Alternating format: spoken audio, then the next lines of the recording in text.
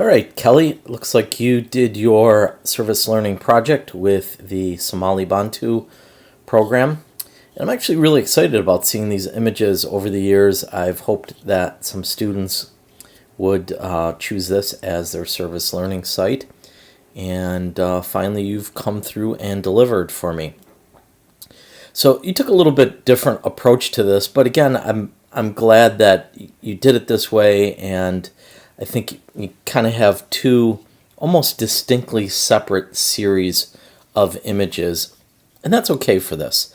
The biggest thing that I want you to take away from these things is that interaction with the people that these agencies serve, and certainly by doing these two different events, you've had really two different ways to interact with them. So I think it's pretty interesting, your approach here, and in many ways very successful. So to the pictures here. So some of the images, some of the first images were from the Fiddler on the Roof production that they had done. And I will say that shooting stage photos is really, really challenging. So first, oftentimes your camera can kind of get fooled by the black area in the background, so the dark parts of the stage that aren't illuminated sort of trick our camera into believing there's more or less light in any one given area. So that's the first problem you really have to encounter. And then the other problem you're dealing with is usually the light has sort of an unusual color cast to it. And oftentimes that color cast is yellow. So in this image, and actually in all of your images from the play, I think you handled exposure really well. All of the images look to be exposed nicely. We can see, these subtle little details in the dark area, and even in the whites here, we're seeing like the wrinkles and stuff like that. So that tells me you pretty much nailed down the exposure. The one thing I am seeing here, though, is we are still getting a little bit of yellow in the photograph. And there's a couple ways we can handle this yellow. In Camera Raw, we could go in and just make an adjustment in that Camera Raw panel. If I recall correctly, I think in the tutorial that I showed you, or the feedback, that I gave you on your last submission, I thought that I showed you how to do that. But if you give me a second here, I'll call up Camera Raw window and show you once again. Give me a sec. So here is a Camera Raw window, and we can see in the window here that this image really looks yellow.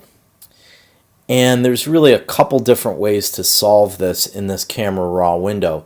We can go in and see right over here where it says white balance. Just pull that down, and you can try working through some of the different white balance situations, but you're probably going to see the cloudy and the shade one are just going to add more and more yellow to it. But the one that might work here is this tungsten one, and when you look at that tungsten one, it looks pretty close. Their jerseys are white, and that looks a lot more white than what we had here in the daylight version of the white balance. But I still don't think it's ideal or perfect. So I'm going to tweak it a little bit. And if you go up to the top of that Camera Raw window, select this eyedropper called the White Balance tool. Now, if you click this tool on anything that's neutral, so a black, a white, or a pure gray, any one of those things, by clicking on it with this eyedropper tool, it's going to balance that light to get it to be neutral.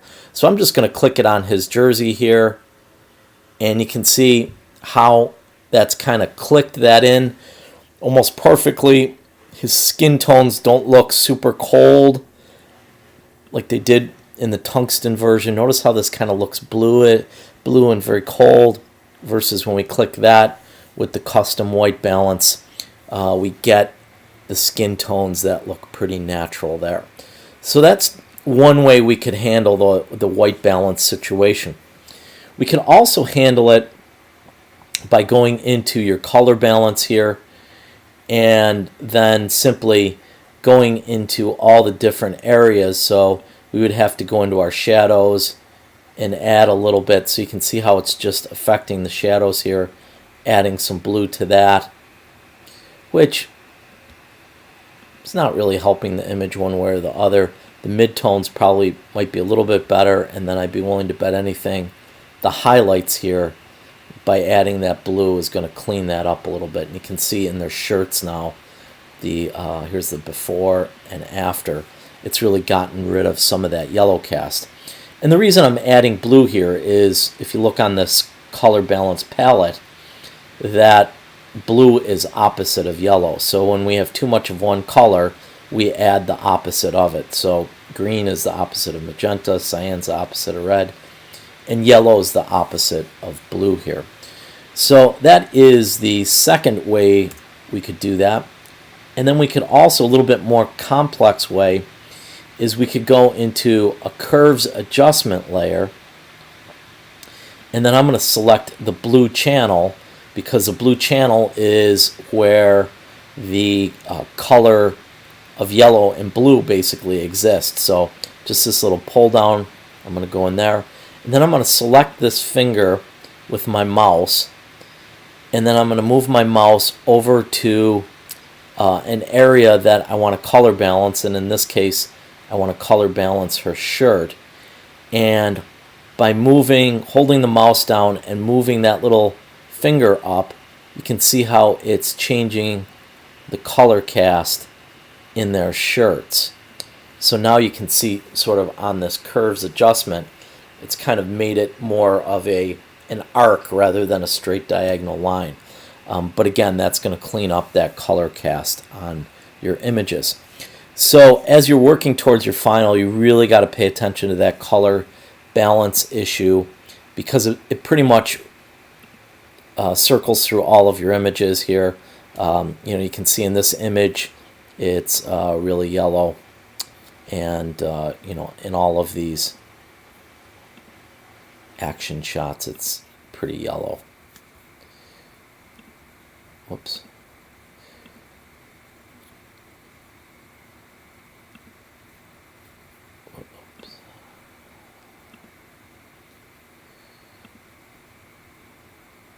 Sorry, we're just going to scroll through here. I want to look at all of these. Yeah, for this shot for sure is really yellow.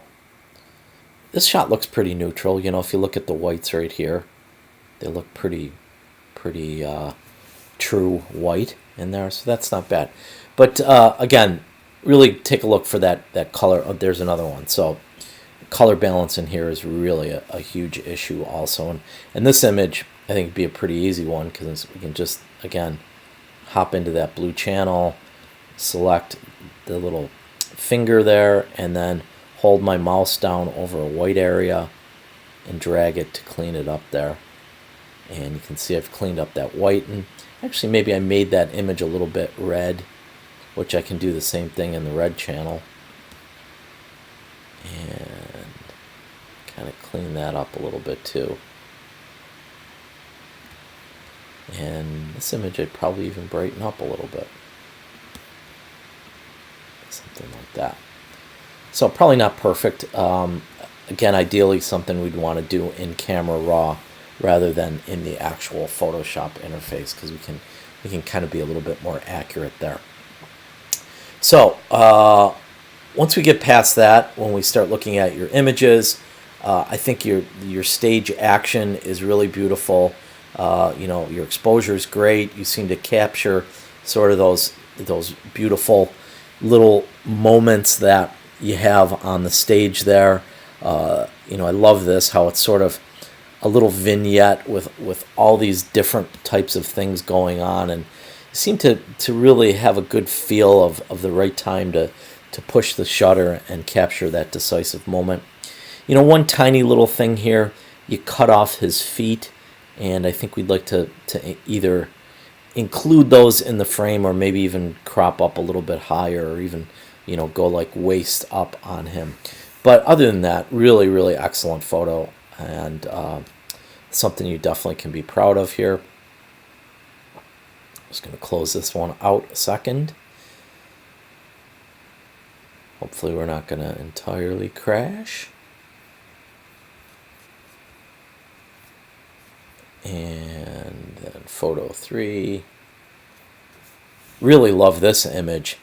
I think one of the mistakes that introductory students tend to do in their photography is they always want to put the subject really in the middle of the frame, and they also want to fill the frame with a lot of stuff.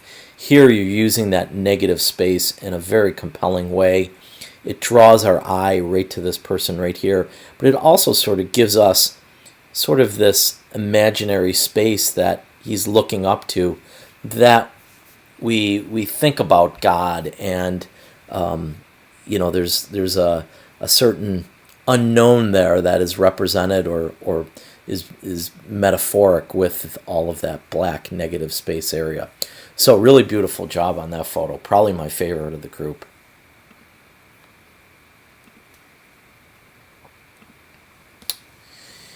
And then next shot here. So this is moving over to the school program when you're working with those. Really beautiful image. Love how you're in there really tight. You sort of crop in on them just to sort of include the faces and just enough of the action so that we get a sense of what's going on there. Really, really great from those perspectives. The only thing that I tend to think when we start switching around from black and white to color to black and white to color is that you start to kind of change moods. If you look at this image, I think it feels a little bit more melancholy, a little bit, more somber than some of these color images that, really feel punchy and cheery and happy and, the uplifting. So just be careful with this. And honestly, you're not the only one that's done this in the class. I've seen this on a bunch of people. And, there's certainly a place and a time for black and white imagery. And if you are going to do black and white imagery, I almost would prefer that you did the whole project, either all or nothing with it. Because again here, I think this is a gorgeous photo, and I really think it would just fit in with the whole project if it was in color like the rest of the images. Then this image, I think it's great, tells a little bit of a story about the place, adds to the narrative that's going on, and certainly your composition is just really beautiful here. Again, you have a really good sense of orientation within your frames, and you include enough information that the viewer gets an idea of what's going on, but you don't overwhelm us with too much information that's really busy and unordered. So again, really, really outstanding job on that one. And then this shot, I love how you're not afraid to get close to the students, get right in there and almost bring us right into this little guy's world. So definitely kudos on this one too. Again, you want to watch out for the color balance on this. Your images do tend to have a little bit of a yellow cast to them. And again, at the introductory level, it's kind of understandable. But as you become more refined and more complex in your image making, it's definitely something that you're going to want to address. And same way with this shot. What I really love about this image is the truck in the foreground that's kind of been bandaged up or has had on the spot repairs with the blue masking tape there. And it's so funny how it kind of mirrors the blue Legos that are on this other vehicle here. And again, that just expression on his face, the eyes looking up, he's very engaged, and we can see how it almost draws the viewer right into his eyes right there. So really, really nice job on that image. And then I think this was, we'll just close these out a second here. Oops. We'll do this one first. So, whenever we make that connection with the subject in a photograph where it's eye to eye, just like we're looking into this little guy's eyes, I think that really humanizes the image and really kind of connects us to all the subjects that's in there. So I absolutely love this image. You can sort of feel that happy, joyful, playful experience of being a child. And also, we really connect to this little guy because he's looking right out at us, and because that big grin is kind of, right in the front of the frame there. So beautiful image. And then again, your last shot here, let me just close this one out. I love this image. You again have that really great sense of composition and how to organize your frames. The one thing here is, again, I think just having it in black and white doesn't really go with the rest of the project. So if we look at it just as a singular individual image, I think it's really, really powerful. And in some ways, it speaks to, all the different tones of skin and colors that are represented in this little poster there.